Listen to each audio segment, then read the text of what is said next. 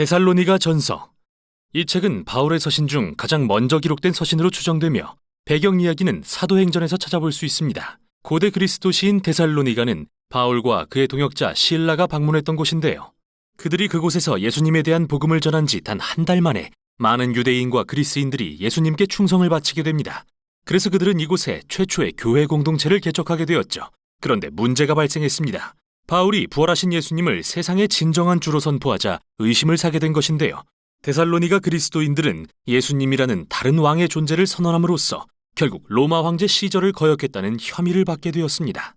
이로 인해 박해가 너무 심해지자 바울과 실라는 급기야 그 도시로부터 피신할 수밖에 없었습니다. 그곳의 교인들을 너무도 사랑했던 이들에게는 고통스러운 일이었죠. 그래서 바울은 디모데로부터 데살로니가 교인들이 무사한 것은 물론이고 이처럼 극심한 박해 속에서도 잘 성장하고 있다는 보고를 듣고 나서 그들과 다시 연락을 취하려는 목적으로 이 서신을 쓰게 되었습니다.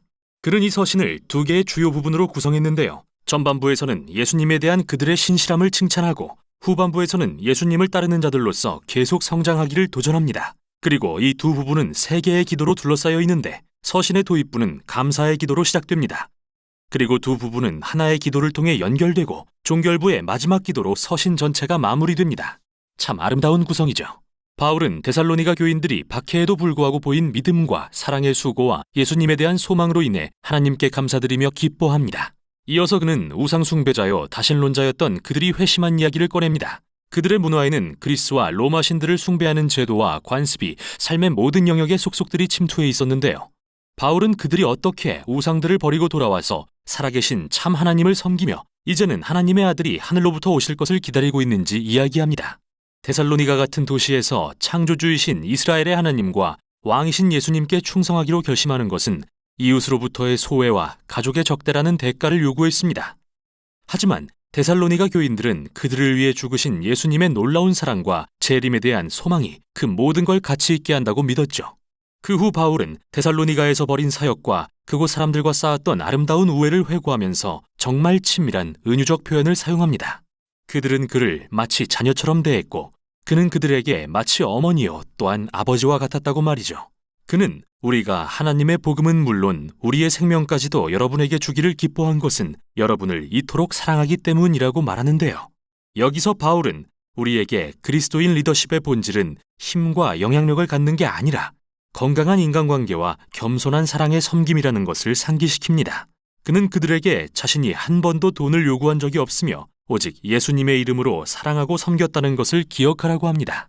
이어서 바울은 그들이 받는 같은 핍박에 대해 곰곰이 생각합니다. 예수님이 그분의 동족에게 거절받고 죽임당하신 것처럼 지금 바울은 자기 동족 유대인들의 박해에 데살로니가 교인들은 그들의 동족 그리스인들의 적대에 직면하고 있는데요. 바울은 그들이 함께 받는 이 고난이 예수님의 생애와 죽음의 이야기에 동참하는 방법이라는 사실을 알므로써 특별한 위안을 얻게 합니다. 그 후 바울은 데살로니가 교인들이 그와 실라가 피신한 뒤 겪었던 역경에 대해 듣고 나서 고뇌했던 자신의 마음을 나눕니다. 그래서 그는 그들을 지원하고 안부를 확인하기 위해 디모데를 보냈고 돌아온 디모데는 그들이 강건하게 견디고 있다는 기쁜 소식을 전했습니다.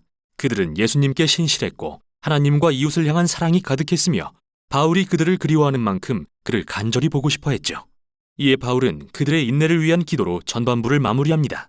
이 기도의 멋진 점은 그가 후반부에서 언급할 주제들이 미리 소개된다는 건데요. 그는 하나님께서 그들의 사랑을 풍성하게 하시고 거룩함에 흠이 없게 마음을 굳세게 하시며 왕이신 예수님의 재림에 소망을 두게 해주시기를 기도합니다.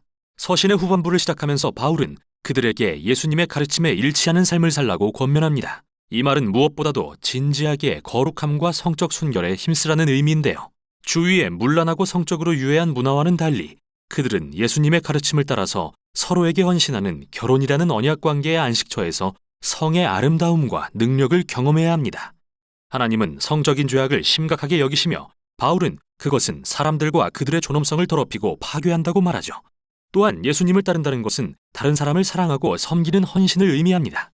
바울은 그리스도인은 그 도시에서 정말 열심히 일하는 믿음직한 사람으로 알려져야 한다고 가르치는데요.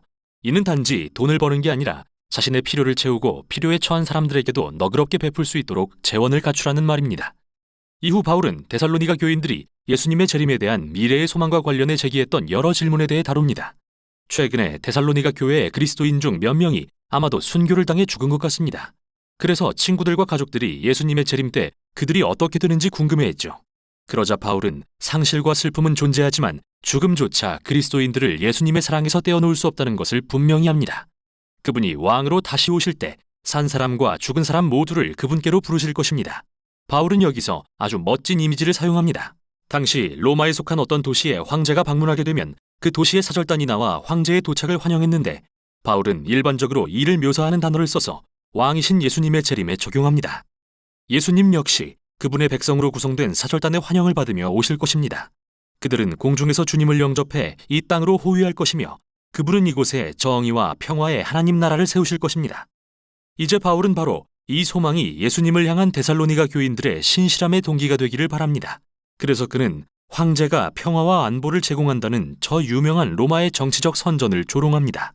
당연히 로마의 평화란 폭력, 적들의 노예화, 그리고 군사적 점령이라는 방법을 통해 오는 것이었는데요. 바울은 언젠가 예수님이 왕으로 다시 오시는 날 이러한 불의를 대적하실 거라고 경고합니다. 왕이신 예수님을 따르는 자들은 미래의 그날이 이미 여기 임한 것처럼 현재를 살아야 합니다. 인간의 악이 밤처럼 에워싸고 있을지라도 하나님 나라의 빛이 하늘에서와 같이 이 땅에 동트고 있으니 그들은 정신을 차리고 깨어 있어야 합니다.